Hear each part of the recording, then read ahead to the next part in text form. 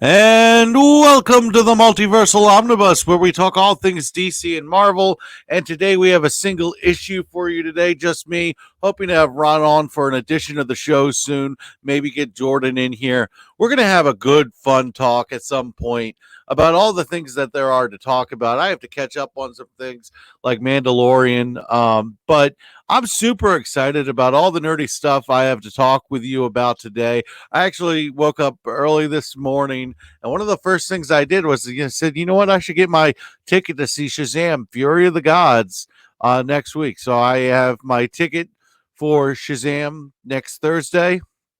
Really excited about this movie. I think it's going to flop because I don't see a lot of buzz around it, and the first one wasn't huge but was well received. I think this will be very similar. I think it'll be very similar.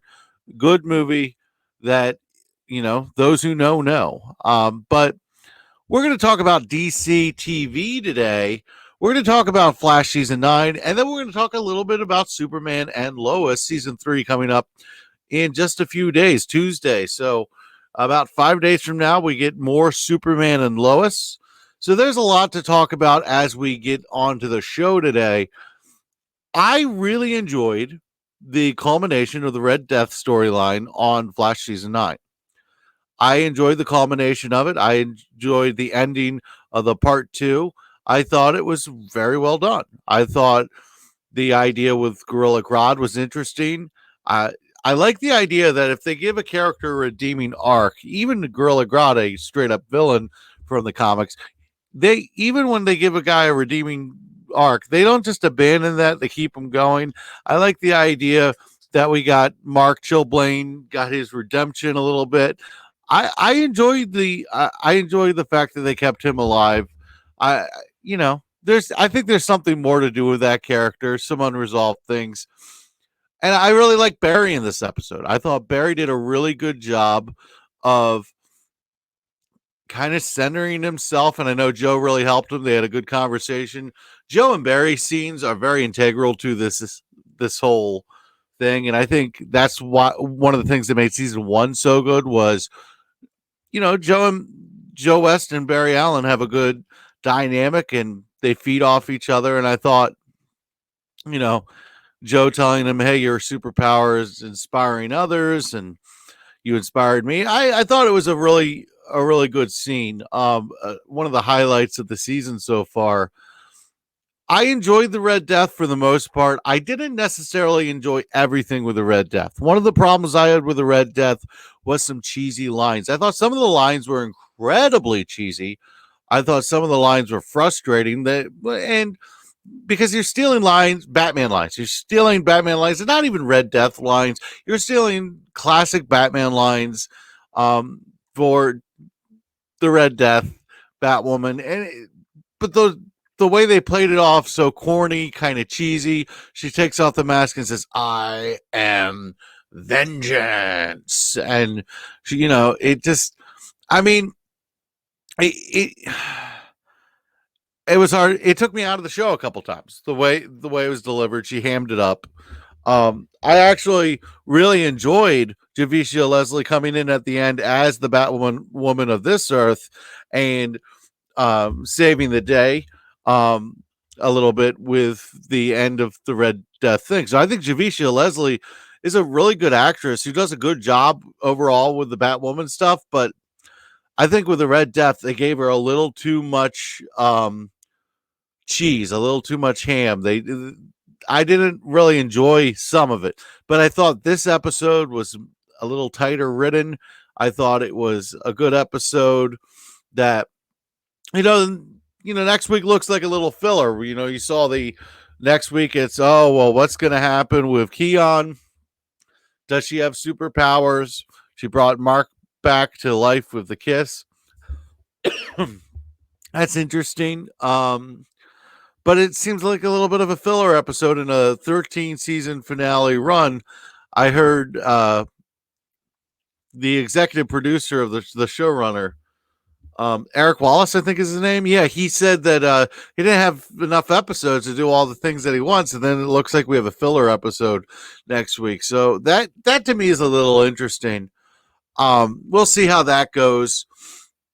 But one thing I've really liked in this season, the writing of Barry Allen. Barry Allen is one of those characters that, when written well, is very good, and when written poorly, it's very annoying. I like when he is an adult in the room. I like when he is mature. I like when he's smart. Sometimes the show dumbs Barry down for the convenience of the plot, and they haven't done that this season. I thought Barry has been well reasoned, and because you want a good send off to Barry.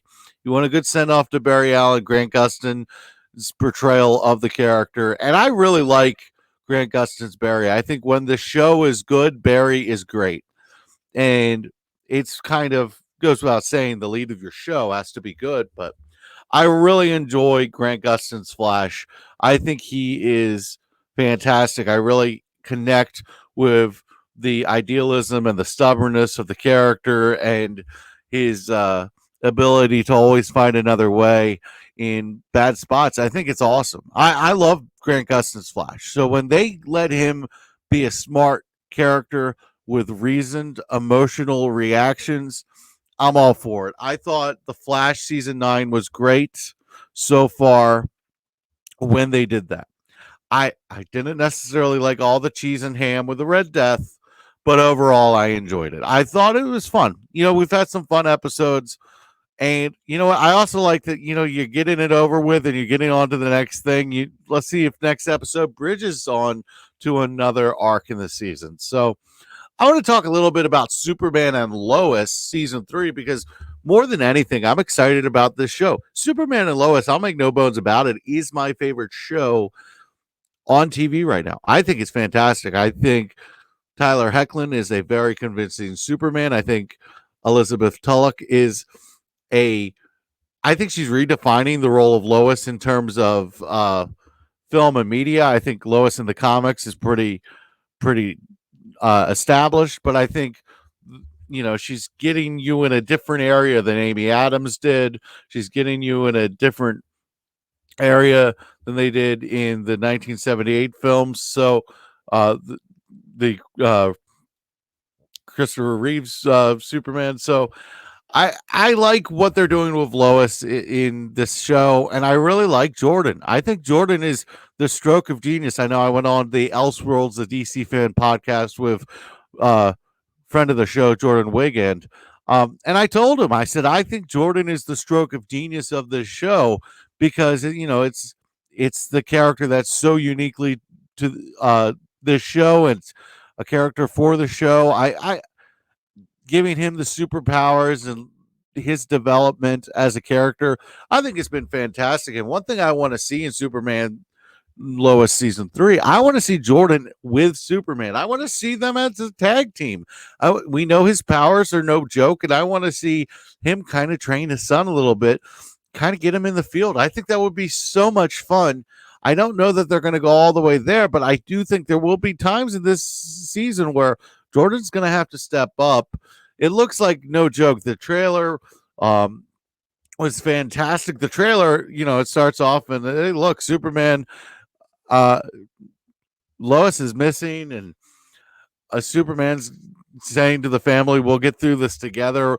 We know we're going to get Lex Luthor, and it looks like the Crime Syndicate as well in this season. So I think there's a lot to look forward to here with Superman and Lois. I would not be surprised if this was the best season of the show. I don't know how many more you're going to get. They said 1 to 2 more. Does that mean this season and then 1 to come, or or 2 later, or does we'll see. But I really think this show is going to hit its stride in season 3. I think season 1 was so pitch perfect, and season 2 was good, but it didn't live up to season 1.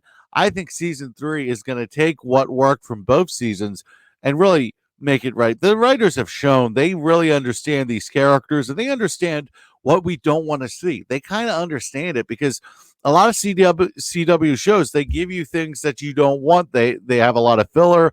I think the shorter episode length, I think it's 15 episodes, maybe it's 13 episodes. I think it's 15. But the shorter season, I think, does a really good job with the writers. They write good stories, and they write emotional stories. You get to care about the characters. You really care about Superman. You really care about Clark Kent. You really care about Lois and Jordan, and I want to see what they do with the new actor for Jonathan. General Lane, you care about him a little bit in this show. So there's a lot of characters that they really get to. Then you get the Cushings. There's a lot of characters and a lot of story that it never feels like it's filled. And then you got John Henry Irons, who might be the MVP of the show quietly. And he's such an awesome character. And his daughter Natalie. There's so much. There's so much stuffed into the show. It is a love letter for all of Superman mythos. It's fantastic, and I hope they can get to a new height here. I think this is going to be a darker season. It looks darker. It looks like the kind of season where Superman is that bright light piercing through the darkness. And I that's what I think Superman fans need to understand. I think a lot of times Superman fans say, "Oh, well, Superman can't be dark. You saw what happened with the Snyderverse." Well, I actually think that Superman properties can be dark, but Superman has to be hopeful. Superman has to be the thing that doesn't go dark. The world around him can be dark, scary, very adult. But if Superman is that bright light in the night, I think you have a gem on your hands. I'm really excited what they do with Superman Legacy, the movie that's going to kick off the DCU. But for the most part, right now, as a fan, I got a lot of eggs in the Superman and Lois basket because it's just a show that I find so rewarding, and it's a show that is it just they love the source material, they love Superman, and I'm gaining more of an appreciation for Superman and all things Kryptonian through the and all things Metropolis and Smallville through the show. I really enjoy what they're doing. So those are my thoughts on Superman and Lois and season 9 of The Flash. I don't know if Titans is ever going to come out of the hiatus, and I actually need to catch up the last 2 episodes before they did. But we know this will be the last season of Titans and Doom Patrol. So actually, I need to catch up on Doom Patrol too. But Flash and Superman and Lois, I am very invested in. I want to see Flash come out to a good ending. I want to see Superman and Lois continue to take strides as a show. I'd love to see the show go to HBO Max and flourish for a couple years after the season on the CW. With the next star deal with the CW, you don't even know how long the CW is even going to be a thing. So I really enjoyed this little chat with you, and I hope to have more to come. I know I'll give you my review next week of Shazam! Fury of the Gods, and hopefully we can get some guys to talk to you about it. But there's some Marvel stuff that we're gonna have to jump into. My last episode was a review of Ant-Man and the Wasp: Quantumania, if you want to check that out. So there's a lot of fun stuff. I'm not doing as many shows. I'm in college. I'm going back to school. I'm in graduate school, and that's going well. It's going well. I got 2 A's right now in 2 classes. It's fantastic, and I'm excited about it. But it takes up some of my time, and I don't have as much time to spend with you. But I am so excited. And if you watch the show, I appreciate you. And if you're into this stuff, I appreciate you. Fantastic stuff. I'm going to say what I always say at the end of an episode. Watch some movies, watch some TV, and read some comics. Have a lot of fun. Because life is about fun, man. Life is about experiencing as much as you can. And if you love something, you should totally go for it. So watch TV, watch movies, read comics. It's good life.